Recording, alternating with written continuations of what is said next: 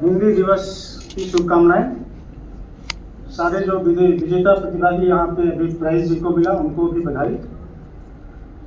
अभी 2-3 घंटे से आप नाथ पांडे जी को सुना, श्री जितेंद्र जी को सुना, हमारे गृह मंत्री के संदेश को भी सुना, हमारे 2-3 साथी बहुत अच्छा गीत भी गाए वो भी सुना आप लोगों ने, कविता भी सुना बहुत बढ़िया, आशुतोष जी का कविता भी बहुत अच्छा था।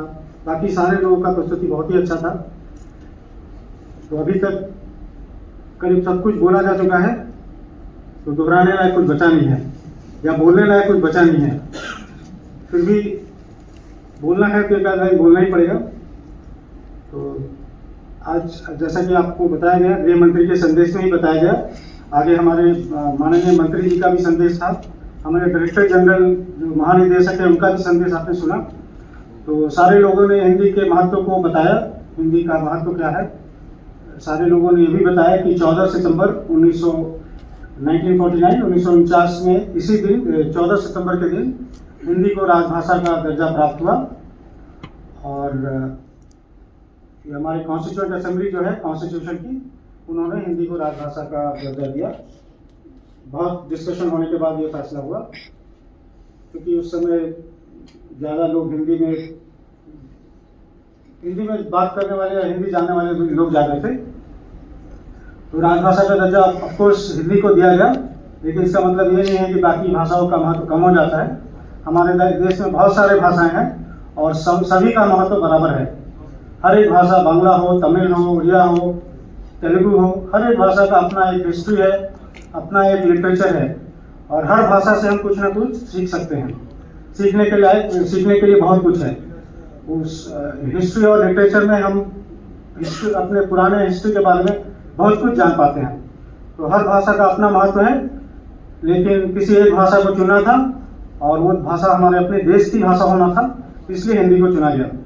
बाकी अंग्रेजी तो हम पढ़ते ही हैं, हम जानते हैं, अंग्रेजी भी एक ग्लोबल लैंग्वेज है, अंग्रेजी भी सीखना जरूरी है। क्योंकि आप विदेश में अगर काम करने जाएंगे, यूएस में जाएंगे, लंदन जाएंगे, हमारे यहाँ से बहुत से लोग जाते हैं, जर्मनी जाते हैं, कनाडा जाते हैं, तो आपको अंग्रेजी जानना भी जरूरी है। तो अंग्रेजी एक ग्लोबल लैंग्वेज है। अगर आप ग्लोबल स्टेज पे अपने आप को स्थापित करना चाहते हैं तो अंग्रेजी जानना होगा। आज हमारे देश के आप देखते होंगे बहुत सारी कंपनीज हैं, गूगल है, जो भी है, मेटा है, माइक्रोसॉफ्ट है, सुंदर पिचई है, सत्या नाडेला है, और भी बहुत लोग हैं। तो सारे लोग अपने आप को उस लेवल पे स्थापित कर पाए हैं क्योंकि वो अंग्रेजी के अच्छे जानकार हैं, और अंग्रेजी जानना जरूरी है। क्योंकि आजकल अभी भी टेक्नोलॉजी के मामले में अंग्रेजी का ही वर्चस्व है, अंग्रेजी में ही सारे जो लिटरेचर हैं वो अवेलेबल है। तो एक ग्लोबल लैंग्वेज है, वो भी जानना जरूरी है हमारे लिए। तो हिंदी के साथ अंग्रेजी भी जानिए, बाकी भाषा भी जानिए। और जहाँ तक हिंदी का सवाल है, राजभाषा के रूप में स्थापित किया गया है, हमारे कॉन्स्टिट्यूएंट असेंबली ने इसको माना है।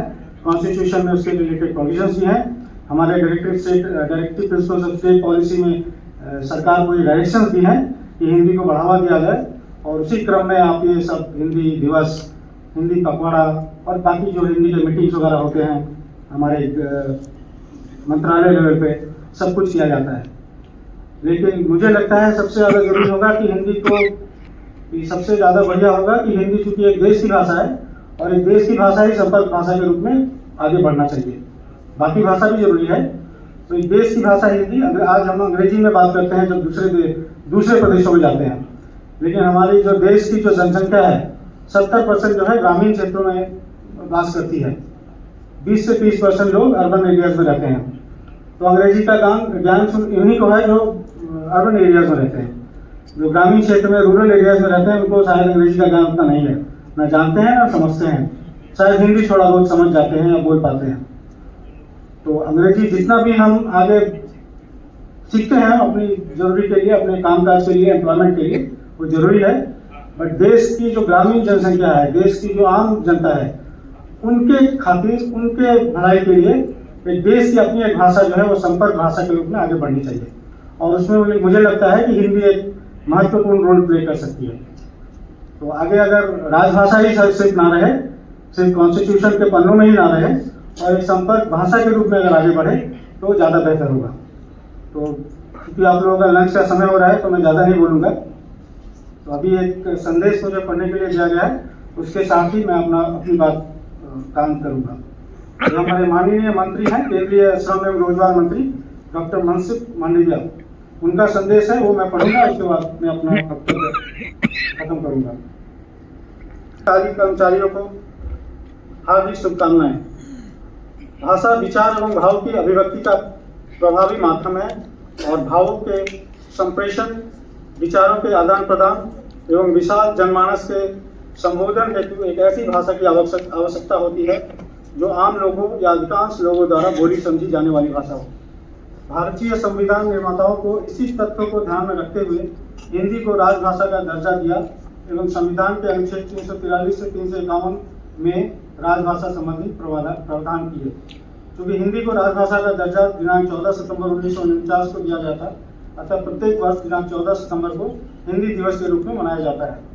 यह सर्वविदित है कि हिंदी भाषा ने आज के समय के अनुसार हमारे देश के भाषिक, सामाजिक, सांस्कृतिक और आधुनिक तकनीकी पक्षों को समाहित किया है।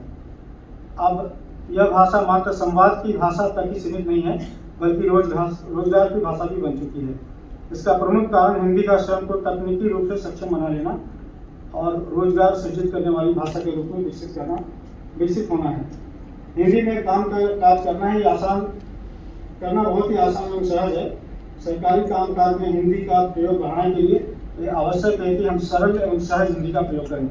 हमारे मंत्रालय का प्रमुख कार्य समाज के संगठित एवं असंगठित वर्ग के कामगारों तक सरकार की कल्याणकारी योजनाओं को पहुंचाना है और ये तभी बेहतर ढंग से हो सकता है जब हम अपने कामकाज में सरल हिंदी का प्रयोग करें।